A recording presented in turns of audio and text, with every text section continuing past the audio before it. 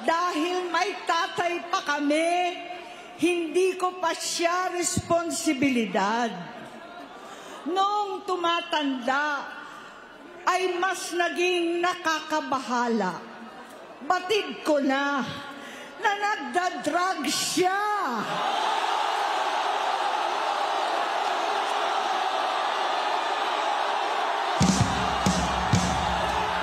Nalaman ko at ng pamilya, seryoso ito.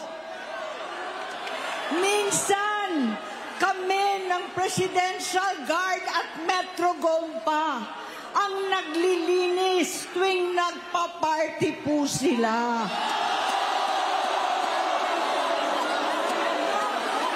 Namuhay kaming magkakapatid sa ibang bansa. Kami-kami lang. Kinumbinsi ko pa si Bongbong, pakasalan mo na si Lisa. Naisip ko noon, kapag nag-asawa siya, malalagay na sa tahimik at magkakaroon ng direksyon. Ang laki ng pagkakamali ko.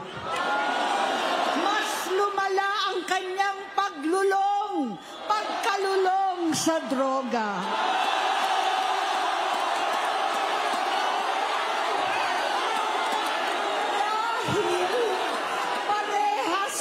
Silang mag-asawa.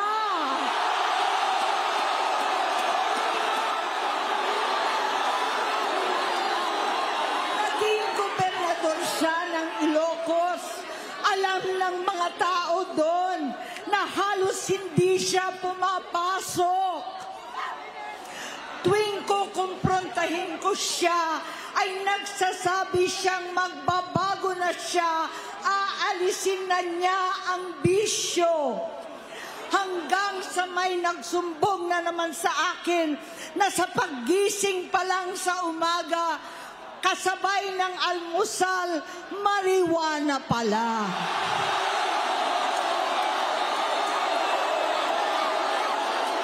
Maghapon sila. Lahat sila nagiinuman at gumagamit ng cocaine. Kasama ng asawa at barkada. Tulad ng ama ko, kinastigo ko ang mga barkada niya. Ang nasirang si Bong Dasa, si Edvi Cruz, Inigo, Tony Boy, Sap Anton, alam po ninyo yan. Paano nagre-resign na sa takot ang mga pulis nila at staff dahil sa lumalalang bisyo. Inayos ko sila dahil gusto niyang ituwid ang buhay niya. Gusto niyang mag-vice-presidente. Hindi siya pinalad at lalong nagkaroon ng oras para sa bisyo. Simula noon, naging malabo sa amin ang lahat. Kaysa mag-away, bigla na lamang lumayo ang loob namin sa isa't isa. Noong 2016, kasabay ng kampanya ni dating Pangulong Duterte laban sa droga, lumabas ang pangalan ni Bongbong sa listahan. Nakasama siya sa listahan ng mga celebrities, mga artista, Maricel Soriano at iba pa. Masinsinan kong kinausap si Pangulong Rodi. Halos manikluhod ako. Sinabi kong ayon sa kapulisan, dapat unahin, usigin ang mga pusher at saka na lamang sagipin ang mga user. Naligtas si Bongbong. Labis ang takot ko at pag-aalala. Kinausap ko siya at nagsabi siyang talagang siya ay nagbabago na. Muli at lagi, hindi ako nawalan ng pag-asa ako'y naniwala ulit. Mula noon na natatanggap ko na lang na balita tungkol sa kapatid ko ay regular na pagpapadoktor. Kaya kumalma naman ako. Inisip ko, totoo, dahil naopera na ang tuhod niya sa gout. Siguro, totoo na ito. Hanggang nito, nalaman ko na tuloy ang paggamit niya sa mga party, nagarapalan, naghahain ng droga. Pinagmamalaki pa ng mag-asawang kayang-kaya nila ang microdosing ng cocaine. Hati-hatiin daw para 4 na beses sa isang araw. Hindi mabibisto. Ang pampapadoktor, pinalabas nilang pag-stem cell. Nagpapalit daw ng dugo, nagpapa-blood transfusion. Kayang-kaya raw, hindi ko maintindihan ang pinagsasabi. Noong 2021, kahit papano, nagkikita kami at nagkakausap. Sumamba siya sa akin, talagang hinintunan niya. Naniwala ako kasi sabi niya gusto niyang tumakbo. Ang sabi ko, tutulong ako sa abot ng aking makakaya. Ipinakilala ko si Bongbong kay Inday. Naging magkatandem sila. Pagkatapos noon ay biglang hindi na niya ako ulit kilala. Kahit si Inday, nagtataka. Bigla ko na itsapwera. Kahit ganon, nangampanya pa ako para sa kanya, kahit si Inday na lang ang aking nakakausap. Hindi ko alam bakit ako nakaban sa headquarters nila sa Mandaluyong. Hindi ko alam bakit walang nagre-report sa akin tungkol sa kampanya. Sa totoo lang, masakit mang aminin, nung dinidisqualify na siya, halos papaboran ko na sana dahil may nagsumbong sa akin mula sa kanyang campaign team na gumagamit na naman siya. Nung sinabihan ko, siya at mga taong nasa paligid niya, nagkaisa silang tuluyan akong alisin sa kampanya na ako naman ang bumuo. Sinabi nilang gusto ko na siya ay ma-disqualify para ako ang pumalit. Hindi totoo yun. Iniisip ko ang kalagayan ng aking kapatid at paano siya magsisilbi kung ganyan ang kalagayan niya. Pero pinaparating sa akin na hindi siya lulong. At minsan na lamang tuwing nagpa-party, hindi ko maipaliwanag bakit gusto kong maniwala at hindi mawalan ng pag-asa. Noong nanalo siya, naging pinakamalayo na kami sa isa't isa. Maliban sa opisyal na tagpuan at kapag pumupunta yung nanay namin, hindi ako sumama sa loob ng 3 taon dyan sa Malacanang. Dahil lantara na doon ang inuman, ang paggamit nila ng cocaine at mga bawal na gamot. Hindi ba ninyo nakikita, naririnig, kakaiba na siya magsalita. Hindi na maintindihan kung ano-ano na ang sinasabi at wala na sa sarili.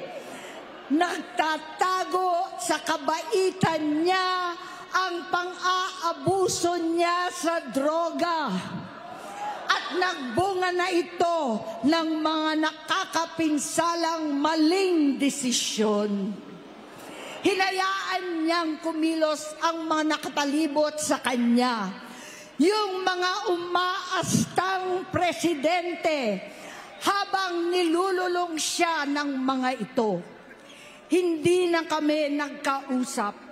Sa harap ng publiko, pinipilit kong magmukha kaming maayos. Pero wala na kaming koneksyon.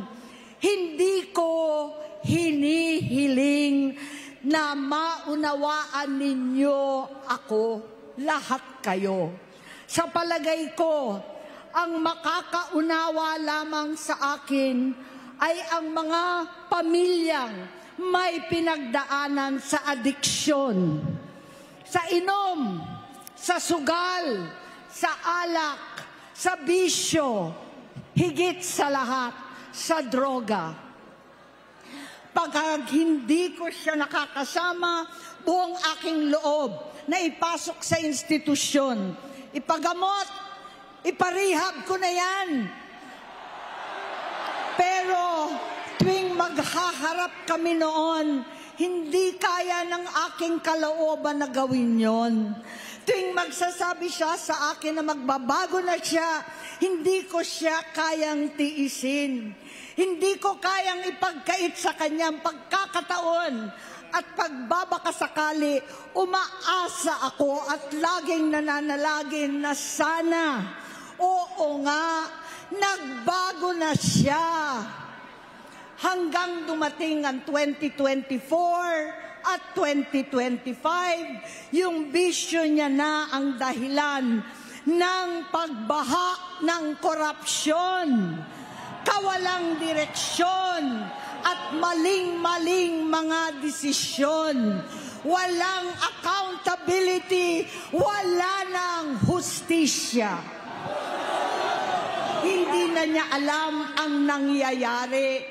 Hindi na pinapaalam sa kanya ang mga pangyayari.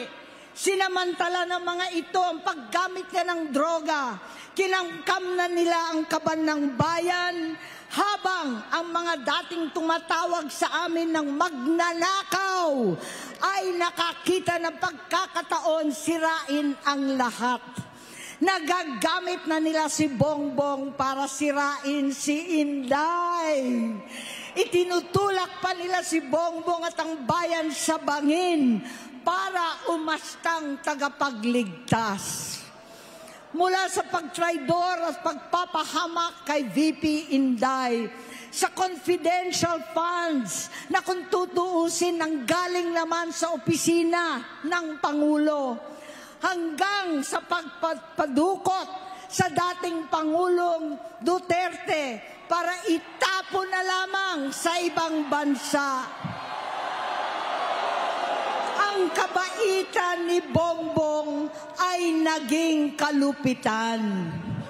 Garapalan ng pagtatakip sa kanya ng mga nasa Congress, sa Senado, mga miyembro ng kabinete. Kitang-kita na ng taong bayan, wala nang puwang ang kahihiyan. Para bang nauulit ang bangungot ng kasaysayan dinamas namin noon. 68 years old po ang tatay ko nung pinatalsik sa pwesto.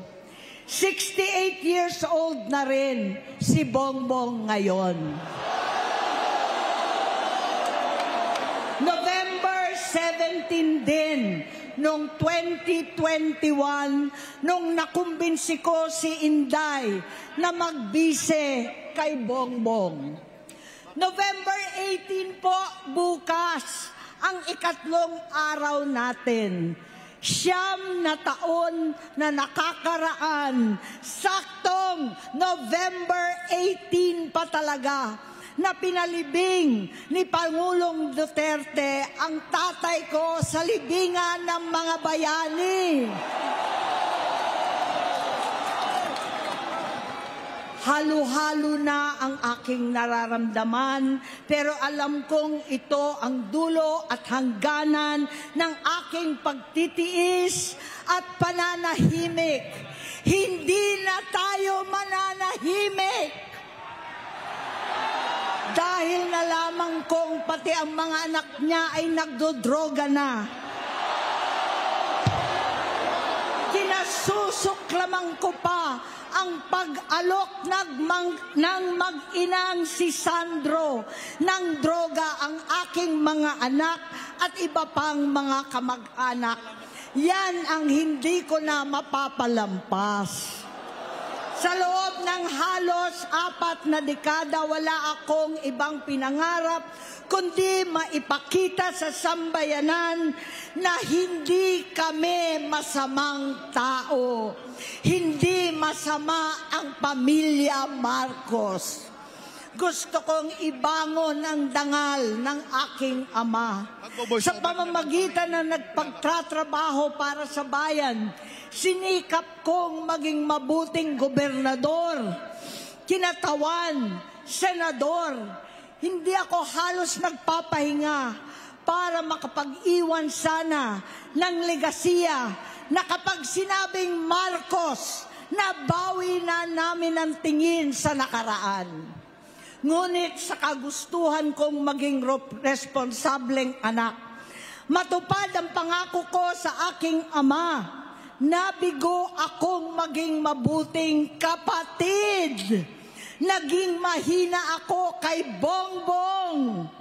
Sa kapulisan at sundalo, sa lahat ng mga leader at tagapagpatupad ng batas, siya ang Pangulo natin ngayon. Sinabi ko kung anong kalagayan niya ngayon.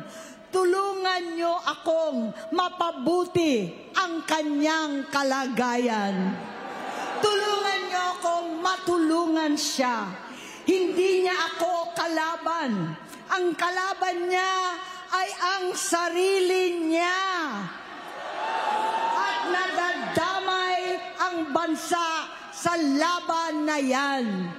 Bilang senador at lingkod bayan, batid ko ang mga problema at gaya ng bayan, alam ko rin ano ang solusyon.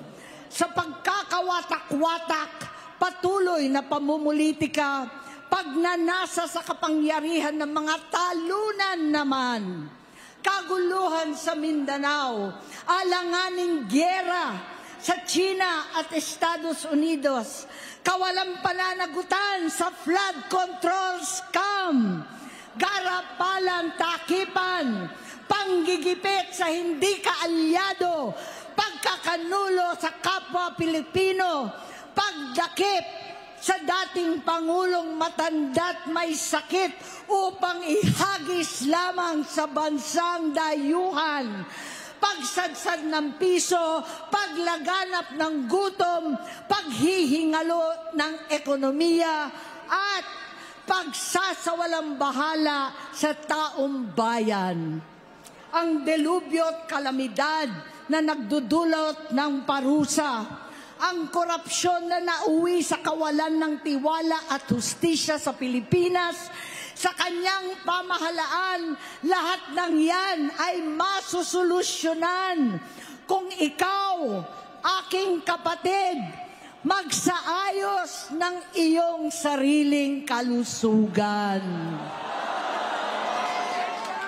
Kapag humupa ang ingay sa politika, kapag umuwi na kami sa aming pamilya, hindi bilang senador, kundi bilang ate, bilang si Manang Amy ni Bonget, kaya itong sasabihin sa harap ng taong bayan, sa harap ninyong lahat at sa harap ni Bongbong. Bonget, magtatatlong taon na tayong hindi nagkakausap.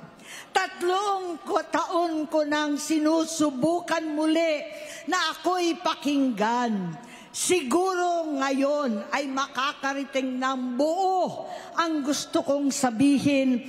Walang mababawasan, hindi madadagdagan. Bongbong, nag-aalala sa iyo si Manang. Tuwing nakikita kita sa TV, gusto kitang puntahan. Napakalaki ng pinagbago mo. Itsura, pagsasalita, takbo ng pag-isip. Minsan, napapatanong ako sa sarili ko, ikaw pa ba yan?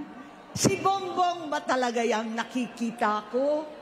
Pero ako, ading ko, ako pa rin ito. Ako pa rin ang ate mo na tumayong ama't ina sa inyo sa ibang bansa. ang kasama no sa sumubok na sanggain lahat ng sakit para sa iyo. Ang kapatid mo na hindi mo kailangan hingan ng tawad dahil agad ka nang iniintindi at tatanggapin dahil mahal kita. Nasa Bagong Tipan, kay Lucas, Kapitulo 17, versikulo 3 hanggang 4. Kung magkasala ang iyong kapatid, sawayin mo siya. At kung siya'y magsisi, patawarin mo siya.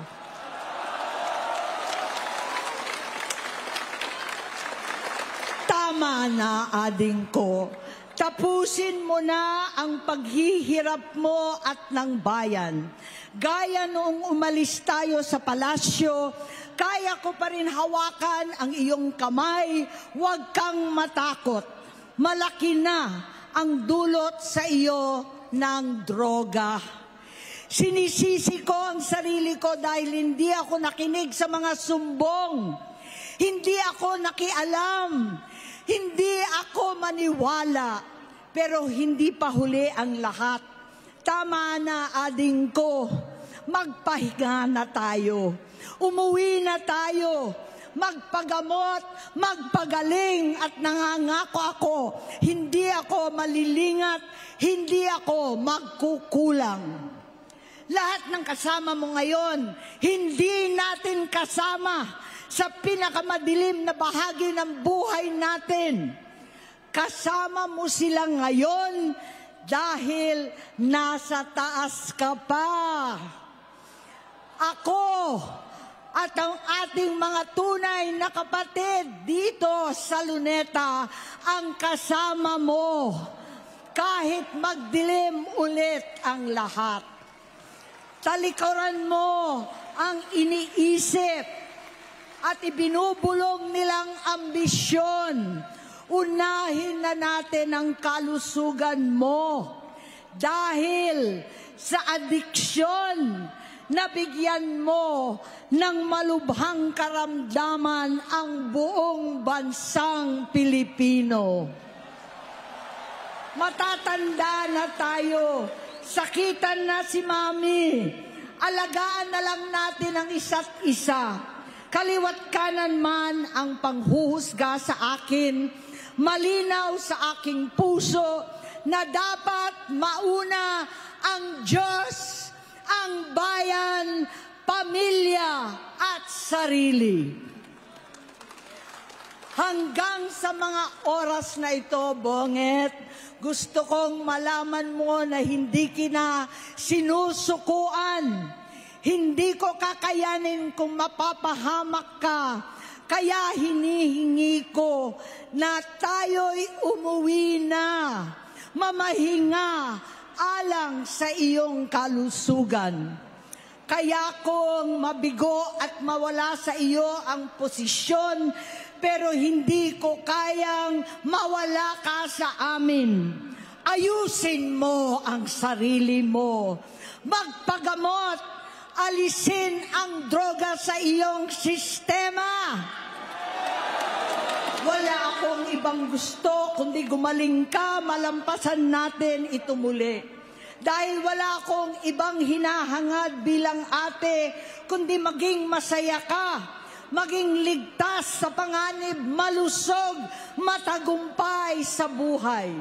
Itama ang mali, labanan ang adiksyon, at ako hindi kailanman aalis sa iyong tabi. Susuporta at hindi titigil manalangin kasama ninyo dito sa Luneta at sa buong mundo.